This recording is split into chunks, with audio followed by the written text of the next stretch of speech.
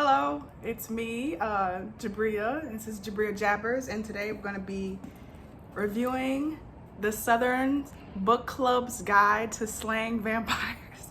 Oh, I have read Grady Hendrix before. I've read the Final Girl Support Group, and I loved it. I thought it was amazing, and so I was so happy to get my hands on this one.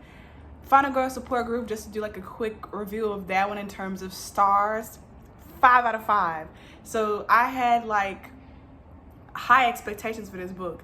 And when I say this book exceeded my expectations, it exceeded my expectations. This book, in terms of stars, is gonna be 6 out of 5 because it was better than I even expected it was gonna be, and I already had high expectations. So to go into the summary of the book, so basically there's this book club that's not really a book club, very casual thing. These Southern women, these housewives in this more like upper middle class neighborhood, or upper middle class neighborhood, they decide to get together and read horror books that intrigue them, books that are about murder and mystery and serial killers, different classics. I think they get together about once a month, and as they're doing this, one day they notice that there's a new guy in town named James Harris, and he is the great nephew of one of their elderly neighbors. So that's like the little shift that happens in this town, the old village. And one day, the main character, I think Patricia, the main character, she's out taking out the trash because her husband, I think he's coming in late from work. He didn't show up on time, so she decides to take out the trash herself, and she gets attacked by this elderly woman. I think her name was Anna something. She gets attacked by this elderly woman, and this elderly woman is like crazy. She's eating a dead raccoon raw on the side of the house, and she attacks Patricia, the main character, and bites off her earlobe. And so after this, they notice that these strange events keep happening, things to do with rats, things to do with children disappearing in a more impoverished area with people of color in it, 6 miles, which is just a short distance away from Old Village. And Patricia takes it upon herself to start putting these little pieces together. So that's the basic summary of this book, and like the plot and like what happens, okay? So now after this, we're gonna get into spoilers, because those really aren't spoilers, it's just the gist of the book. Now we'll get into spoilers and talking about the different things that I loved. One of the greatest aspects of these books, any book by Grady Hendrix, of course I've only read 2, is that he only has like 4 books, if I'm not mistaken, so two's half. It's his writing technique.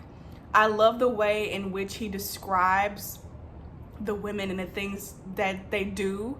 For example, with Patricia, when she was going to take out the trash, he describes it as like she turned on her flashlight after she walked 3 steps just to prove that she wasn't afraid, like stuff like that. This curtain, like I love that. And this book is like, it's so in depth, like you can tell he really took his time with it. Like for example, he has this author's note here at the start that gives you like how it relates to My Best Friend's exorcism, which I haven't read. And then there's also a prologue. These things are very, very helpful. And then throughout the book, he has which book they're reading for the month and the year. So that's the first one, and then this is like the second one, this book. And so it's like on top of that, you could also like look into these books, and I'm sure all these books fit with the theme. And I remember he did something similar with Final Girl Support Group.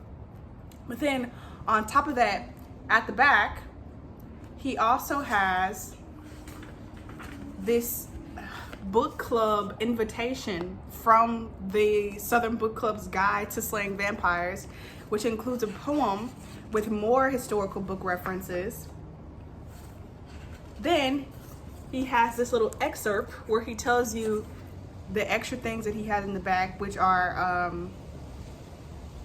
and bonus material to enhance the reading experiences, including a reading group guidebook for group clubs, a hand-drawn map of Mount Pleasant that shows where each of the main characters live, Marjorie Fretwell's letter to Mount Pleasant literary guide with a calendar of reading selections for 1993, Grace Caravan's letter to the No Name Book Club with the calendar of reading selections for 1993, and a letter from Kitty to her daughter Honey that recaps the major events of 1993, and an annotated true crime reading list by Grady Hendrix. That's like 5 different things. So he has the reading group questions for a book club, because like for this to be a book about book clubs, you know book clubs gonna read it. And so he has questions in here to ask during book club, which I think they're all great questions. These are questions that I asked myself while reading. He has this map here of the town. The neighborhood they live in is called Old Village, and then like the town is called Mount Pleasant, if I'm not mistaken, in Charleston, Carolina. So it's hot. And then they have, as promised, the reading material, the invitation. My face look weird. And then the letter from Miss Honey. So that's great. I love that this book is like, he took his time. He took his time, and I love that when authors like go all in and they fully believe in themselves. I feel like as a writer, it's like one of the most vulnerable things you could do is write, you know, your own story, and it can be very daunting. And I feel like because of that, a lot of authors like hold themselves back in terms of like going hard for their books and pushing for their stories, and this author really like delves into it. So if you think about getting this book, it has more than just the story, and the story itself is amazing.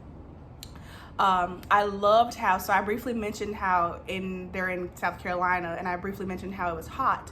I loved how Grady described, or Hendrix describes, the setting and the temperature, because the setting itself is like a character. It's a device, it's a plot device that helps to characterize the day and the events that are happening at a certain point in there. It was sweltering, it was hot, it was so hard to go outside, and it also kind of like gives that extra oomph, that extra context, because vampires, as we know, they're afraid to go outside in the daylight, which happens in this book. Like the vampire in this book doesn't go outside during the daylight, and the people who aren't vampires also have trouble going out in the daylight because of the temperature.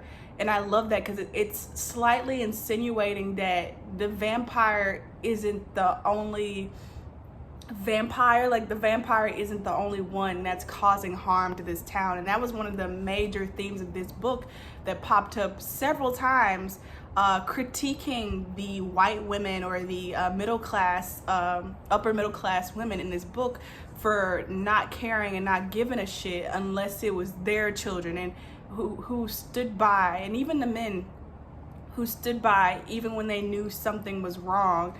You are a vampire as well, in a way. You are a monster in a way, because you are allowing your hunger for security, you are allowing your greed for money and wealth to control you in the same way that a vampire does. So I really like that parallel, using temperature, using the heat, using the weather, the climate of this area. I also really like that there was only one vampire. I like that, because if a person, it just goes to show how influential and how huge an impact that a single cisgendered white male has on a society. They are given so much power and so much respect that you don't need a lot of vampires to corrupt a town.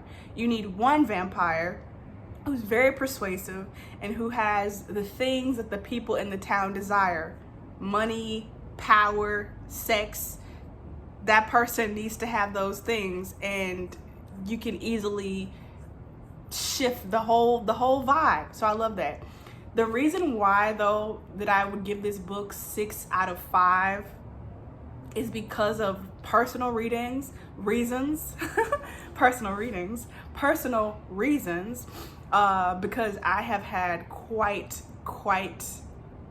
I would say, big experiences with people gaslighting me, like telling me that I'm crazy and like trying to get you to like calm down, even though the situation causes for an extreme reaction.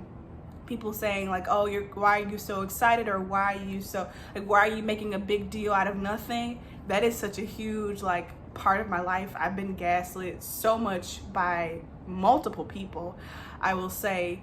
And the scene in this book where that shit happens is crazy. Like, it's so well written, and I love how realistic it is. Like, it's so realistic. Most of this book is set in the 90s, and so you'd assume, I feel like, there would be more progressiveness, because obviously it's not the 60s, it's not the 20s, where they're like housewives are just sitting around and they don't have any autonomy. But it shows you how pervasive those gender roles and gender stereotypes are till this day. But even in the 90s, that was a fairly progressive time, I think, you know, the time of Janet Jackson. But it's so well written. Remember, I took a picture of the page, but obviously now I probably need to like start writing things out. But yeah, like all the women who Patricia was trying to convince to come forward and do the right thing with her, when they were confronted with their husbands, when they were confronted with their husbands thinking they're crazy, they easily caved and turned against Patricia in order to give back and jump back into safety. And I feel like that's such a realistic thing, because if you know anything about sociology, if you know anything about psychology, but you know, specifically sociology, that these humans, we do like these herding type of things. We do very much group mentalities. I'm probably forgetting all the correct medical terms, or you know, diagnostic terms or whatever. But basically, like we follow herds, we follow group mentality in order to be safe. And this is something that happens with zebras, because as you know, all animals, they have to have like some sort of way that they survive. And then like you look at zebra, like what's the point of the stripes? Like how is that protecting the zebras? And the stripes protect the zebras because if there is a predator around, all the zebras look alike, and so it's harder to attack an individual zebra because they look like all of them. And I feel like that very much applies to this book, where the women, instead of like standing together against the predators individual by individual, they choose to herd together and isolate the one so that they can be safe. And you see the consequences of that in this book. I love how race was a factor in this book. Like I said, the people of color, which were Black people mostly in the impoverished town, or the more poverty-stricken area. I love how Grady handled it. He didn't, pretty sure Grady is a he. He didn't use inappropriate language. I feel like sometimes authors who are not Black use storytelling as an excuse to say the N-word or to say offensive things about Black people, and it's like okay because it's in the context of a story. Ain't none of that in here. Grady handled it spectacularly. You can still feel the impacts of racism. You still get all of the horrible bits of racism without using language that is extremely inappropriate for a white person or non-Black person to be saying. Bravo. Chef's kiss for that. I love how there are like so many twists and turns in this book, but like not unnecessarily so. It's a slow build, because that's how gaslighting is. It's a slow build, but it's also a great pace, if that makes sense, and it really speeds up in the end, in my opinion. I was like, I can't put this down, I gotta finish this because it was so good. So the pacing of this book is excellent. The descriptions of the places and the people, spot on. It gives you enough information to make your skin crawl. The diction used, the vocabulary used makes you feel very uncomfortable and unsafe, while also giving you imagery of how the areas actually looked. Another thing I loved about this book is that there are some very gross parts. So if you are a softie like I am, this is probably the most gross book that I've read, in terms of like some of the horrific scenes. I've read books where like, you know, they talk about the bodies and the bodies being cut up or something like that, and the blood and the guts and stuff like that. I've read that, but this, like the descriptions of this, there's this part in here about a roach and an ear, and the detail describing that, it really puts you in the character's shoes and makes you feel, see, and think through their exact perspective. I love that. I also love the different women in this book. Let me see if I can name all of them. So there's Patricia, there's Kitty, there's Grace, there's Mary Ellen, and there's Slick. I loved all their different characters. I love how realistic their relationships were, and how they stood up for each other, and how they didn't stand up for each other, but they showed up when it counted at the end. And I really liked it. I liked how they were all willing to sacrifice in order to protect the children. That was a huge emphasis in this book. And I was thinking, like, why do they keep saying it? Like, it's for the children, but it's for the children. I feel like it was for them, you know, for their own inner children, for their own outer women, you know, their own outer selves. It was for them, but they had to like rationalize it for a higher cause, which is something I feel like women are like trained to do, is like to always do something for someone else. It can only be done for someone else, and that's hence why they kept saying for the children. But I feel like it was really for them. I loved the villain, the vampire, which I already briefly mentioned, James Harris, but I want to mention him again because I feel like he represents capitalism, he represents sexism, he represents racism, he represents ageism, he represents all the isms, really. Like this handsome, tall, strong, white, cisgendered male who comes in town with money and no identification. He has no qualifications, he has no family, he's extremely suspicious, and yet he's welcomed so wholeheartedly. And yet when there's a black woman, a black mother who has a job and has stability and who has sense and proof and people backing her up, she is not believed. And like I said, that's something that I've experienced a lot. She's not believed. She is impoverished, but he gets to live on forever. I love that. I also feel like Grady did a very good job of like the words or the dialogue of James Harris. The things that he spoke, the things that he said were very much from a narcissist, manipulator, kind of the devil energy. And I think Grady hit the nail on the head with that. Yeah, I think that's about it. Like I said, 6 out of 5. This is amazing. Everything about it is amazing. I would say the beginning is a little bit slow, but push through, and then it's exponentially worth it with every page that's turned. So go ahead and subscribe if you enjoyed this. Subscribe if you enjoyed this. Leave a comment, and come back next time. Thank you so much for watching.